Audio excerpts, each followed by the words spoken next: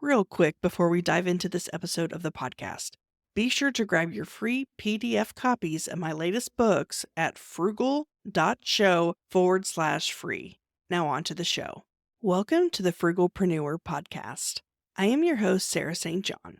This episode is what I refer to as a showcase episode where I feature a bootstrapped entrepreneur and they briefly share their tips, tricks, tactics, techniques, and tools that help them bootstrap their business and the successes and failures along the way. My hope is that each of these showcase episodes will provide at least one valuable takeaway that you could implement right away in your own bootstrap business journey. Now on to the episode. Hey, Sarah, thank you for having me on your show. I'm very excited to be here. A little bit background about me. I am the CEO and founder of DigiCom. We are a growth marketing agency. And what inspired me to kind of build my business was my father. He built a pretty large scale manufacturing business where he produced garments for Macy's, Sears, Bell, Dillard, Walmart.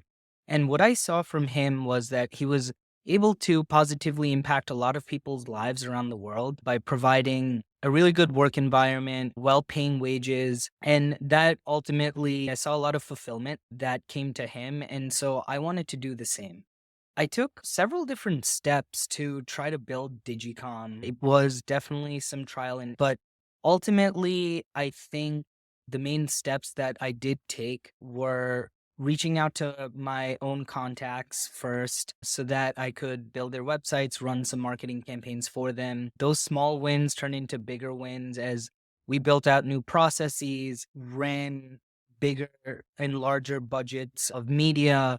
It's for a business to survive. It's always important to get new business as well. So built out different business development funnels. And I think the biggest takeaway here is that I tried and tested a lot of different avenues to grow the business. Some worked, some didn't work. But the most important thing here is that I learned from each success and each failure, and that over time compounds, helps you grow a business. So, wanted to talk a little bit about kind of the biggest successes and biggest failures in bootstrapping companies. So, as we were kind of building out DigiCom and our revenues increased, I was thinking about diversifying our revenue stream. And because we work with a lot of e-commerce businesses to drive acquisition for them, I thought, hey, you know what? Let's build an e-commerce business because we have the team to get it up and going. The one thing in that endeavor that I learned is that I didn't have a lot of passion for the product that we were trying to sell. Prior to starting that endeavor, put a small budget aside. It was probably $7,500 to buy the product, build a site, run some advertising, generated sales, but didn't really keep to it. And kind of the biggest takeaway from that is if you're doing something, do it for a specific reason, have passion about it, and then kind of follow through. I think success story, the same vein as DigiCom. So DigiCom story, we built out this agency by, again, reaching out to our contacts, starting some work, and just keeping our head to the grindstone. I'm a media buyer across a lot of different ad platforms, and that's something I very much enjoy and have passion for. And so, because I was passionate about it, I was able to offer really good services to our clients because I wanted to ensure that they were successful. That in turn got us more and more clients. And then over time, we built out other processes. We learned different things like business development or how to set up the company properly for taxation or how to recruit new employees. All of it is just it's a big learning cycle, and it's pretty important from my point of view or my opinion to just keep trying things, be passionate about it. And if something doesn't work, it's okay. Just take a second to understand why it didn't work and then keep going. So, wanted to touch base on a couple tools, tips, tactics. I like to say I graduated from YouTube University. There is so much content out there. If you don't know how to install a new sync, you can find a video on it. If you want to learn how to code something specifically, You can find a video on it. There are a lot of books out there that can also teach you. And it's very important to leverage the knowledge from other people because ultimately you or I probably haven't tried everything. And there might be a specific skill set that we don't have.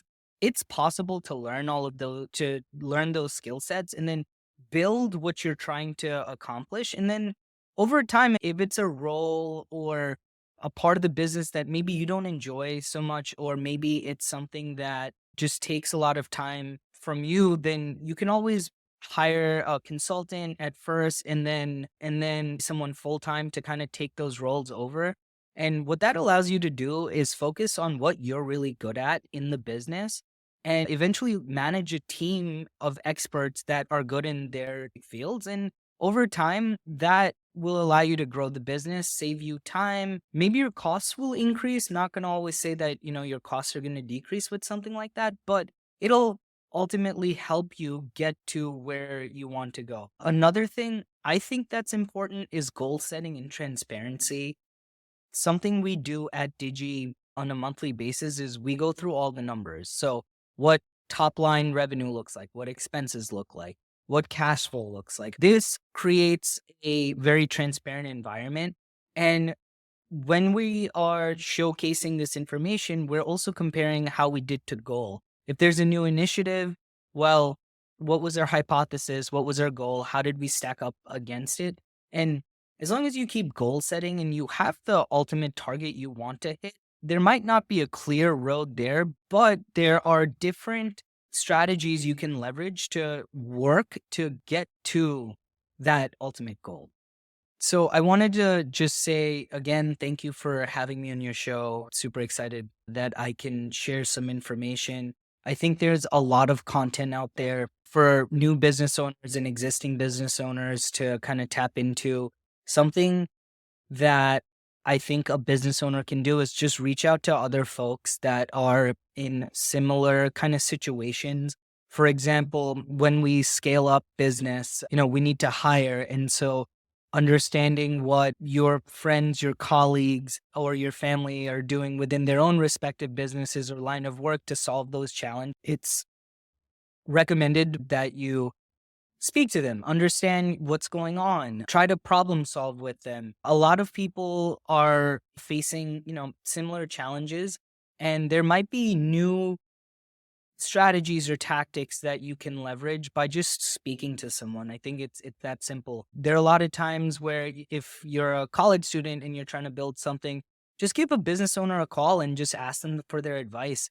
There are a lot of people that will go out of the way to provide you information to help you be successful. In terms of anybody that's listening to this podcast and this viewing, us at DigiCom, we're always happy to do free audits for businesses we work with. If you're currently running any sort of paid media, happy to audit that media for you and then come back to you with a plan of how you can grow. Ideally, would love to work with you, and build some sort of partnership. But in the event that doesn't happen, that's totally okay. We can always, connect at a different time and just provide like advice on how you can grow your own business.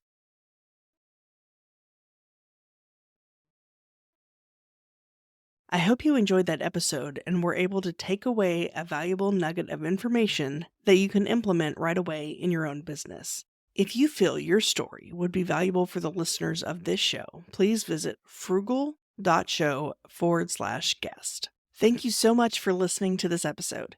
If you haven't already, don't forget to grab your free PDF copies of my latest books at frugal.show/free. Until next time.